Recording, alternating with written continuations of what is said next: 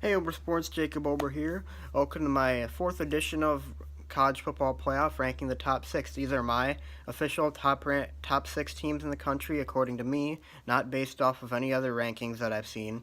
These are what I believe are the top six teams in the country, coming off of the last week of the regular season in college football. And a very eventful week this week. There's going to be some pretty big shake-ups in my rankings, but I'll start you out with number one, and my number one team is Oklahoma. And really, Oklahoma takes over this spot not because of what they did this week. I believe they beat West Virginia 59-31, but they take over because the team ahead of them lost. I previously had Oklahoma as my number two team. Now I have them as my number one team. And Oklahoma, they've got a pretty strong case to be my number one team. They have the best player in the country. They have wins over TCU and Oklahoma State and Ohio State. Those are all top 15 wins right now. They've dominated the Big 12. Their one loss was to Iowa State, and I really think that was an aberration. It's just a pretty good a really good football team.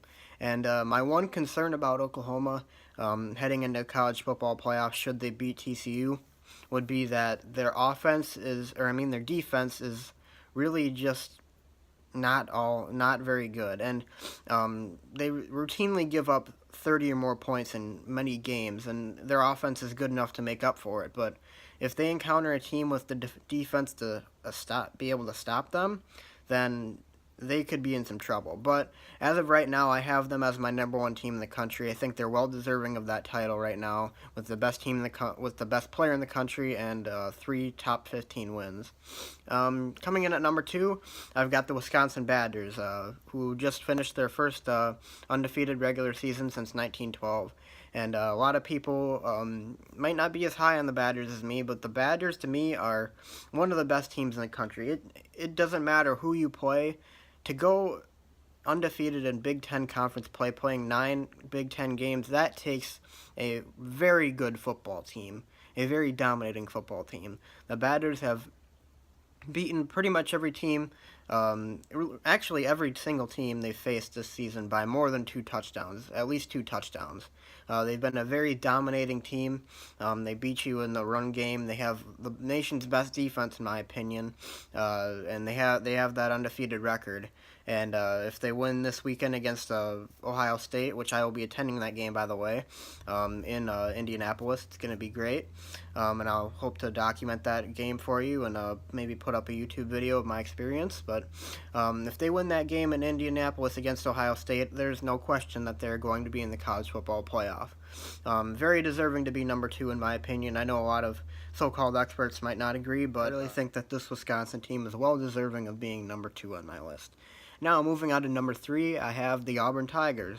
And the Auburn Tigers have played incredibly well football the past few weeks. And it's interesting because Auburn has 2 losses, but those 2 losses, in my opinion, were negated by their 2 wins over the number one team in the country. First to Georgia, second to Alabama.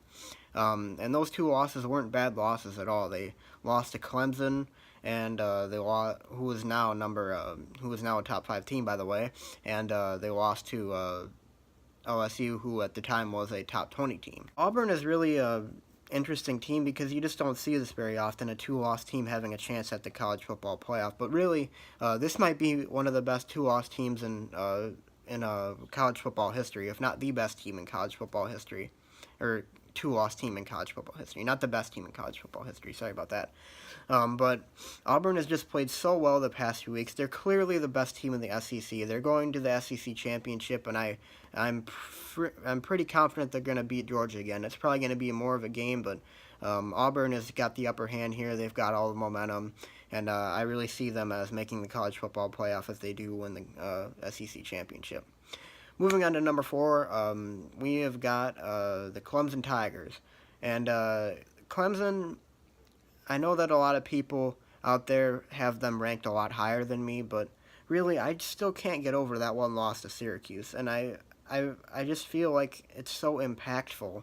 How can I put a team at number 1 who lost to a team with a losing record I can't justify it.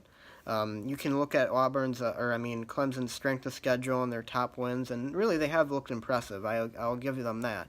But Clemson really, um, they just have that one loss, that one glaring loss on their resume, and it's holding me back. Now, I still think they're a playoff team, especially if they win the ACC, but I just don't see them as being a number one team.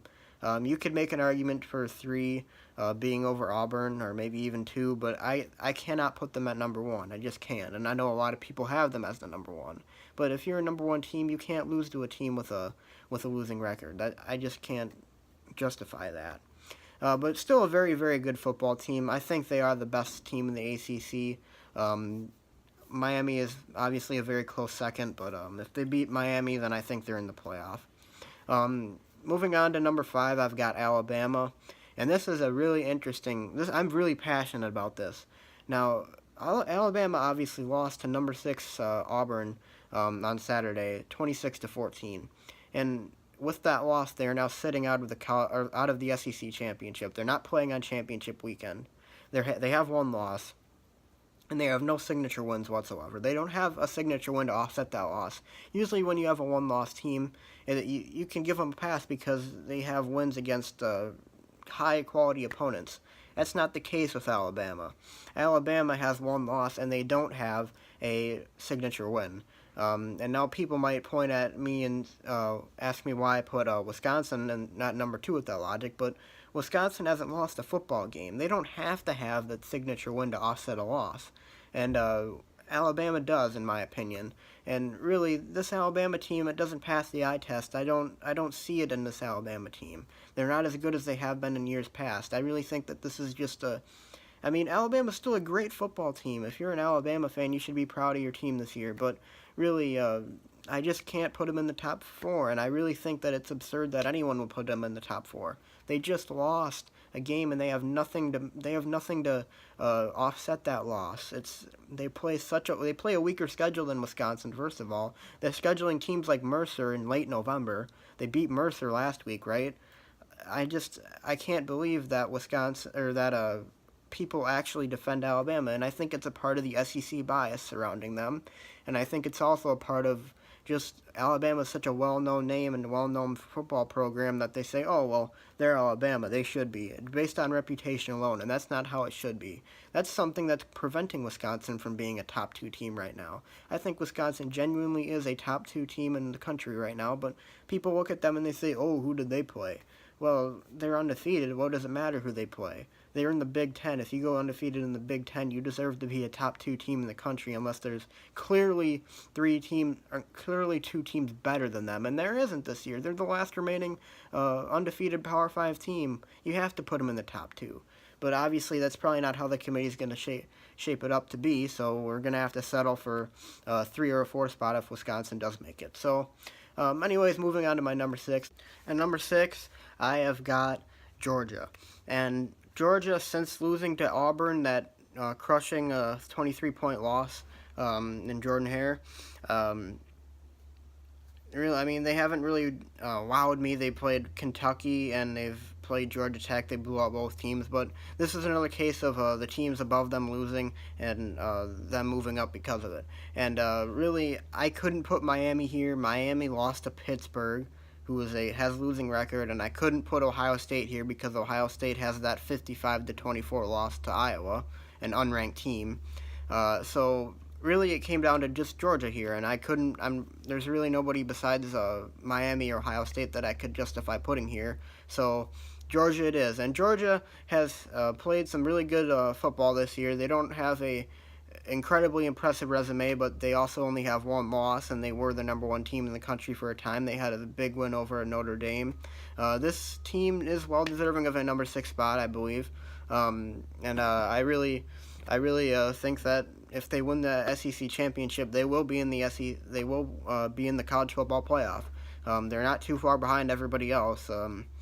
And they only have that one loss, remember, and I think that beating Auburn in the SEC championship would eliminate that one loss they had to Auburn. And obviously the committee, I think, values the championships more than anything here. So that's going to be, hopefully that's a blow to Alabama, because if you're sitting out championship weekend, then really, do you even deserve to be playing in the college football playoff? You can't even win your own division, or if you can't even win your own conference. I don't think so. But to me, Georgia has a chance at making the playoffs should they beat Auburn, and I think they are well deserving of the number 6 spot. At number 7 and 8, I would have had. It's really, really, really close, but I think I would have Ohio State over Miami, just because Ohio State has a more impressive resume, and Miami has that one really bad loss. Obviously, Ohio State has that really bad loss too, the 55-24 loss to Iowa, an unranked team. But Ohio State has a pretty good resume. They've beaten Penn State. They've beaten Michigan State. They beat Michigan. They've got some pretty good wins. So, anyways, though, that's how I'd rank the top 6. If you have any other differing opinions or want to add to the debate, make sure to leave a comment below.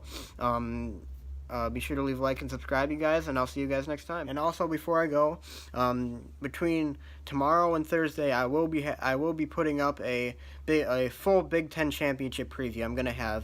It's gonna be a pretty long video, I would hope, going full in-depth analysis and preview of the entire game, because this is a game that you really don't get to see very often. And Wisconsin really has a chance at making the playoff, and this could potentially be one of the biggest wins in Wisconsin Badgers history. So I'm going to be doing a full in-depth preview and analysis of that game, and I'll be attending the game as well in Indianapolis. It's about a 5-hour drive from where I live. But it's going to be a great weekend, hopefully, for the Badgers, and I'll be sure to document my experience, and if the Badgers win, I might even put it up on YouTube. So, anyways, guys, thanks for watching. I'll see you next time. Be sure to leave a like and subscribe.